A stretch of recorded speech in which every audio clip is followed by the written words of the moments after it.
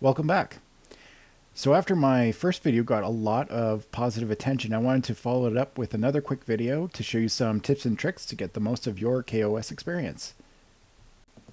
So first off, in case you're not aware, you can unfocus the terminal window, and what that does is that allows you to keep an eye on the terminal window by keeping it open while still not interfering with your ability to interact with the rest of the game. When you do focus it, you'll see that the controls are locked. You can type whatever you want, with the exception of the delete key. For some reason, I'm not able to lock that within KSP. And once you've hit delete, you can start hitting space, and that will also mess things up for you more. So just something to be aware of, something that I'd like to fix eventually. Next up is compound statements, which you might recognize from other languages. Really all they are is a way of executing several commands as if they were one command. So here I'm using them to bind these three print statements to an action group. And so when I hit action group 1, there we go. All three executed at once. So I'd like to just quickly go over the differences between locking a variable and setting a variable. The idea of locking is that the expression you assign to the lock gets constantly reevaluated. So here I'm going to show an example of that.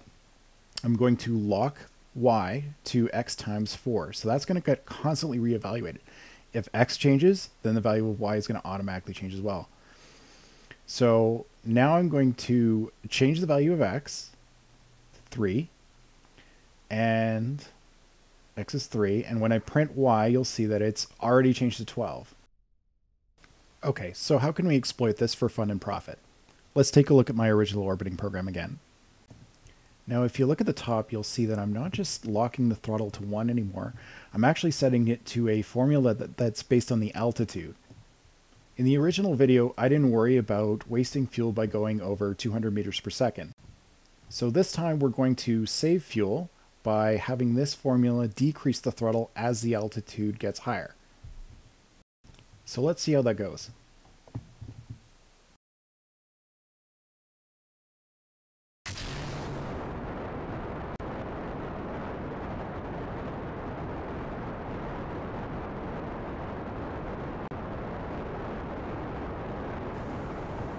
Okay, so if we zoom in here, you can see that the throttle is in fact decreasing slowly as we get higher.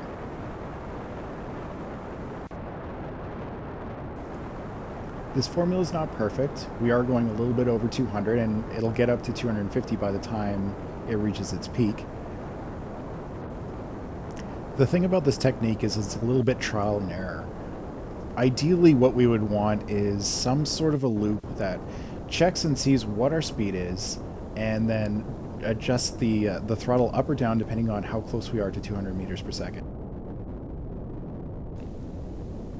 So here's our gravity turn, and in a few seconds the throttle should go back to maximum. There we go.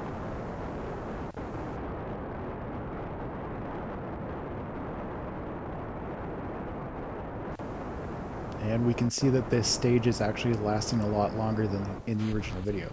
There it goes.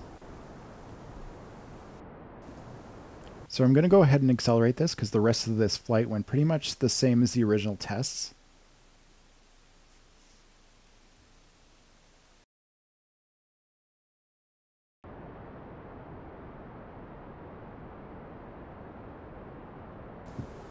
It's a little hard to see, but we did actually end up with a little more fuel than the original tests. So I hope this video has been helpful for you. I don't have a YouTube catchphrase yet, so until next time, thanks for watching.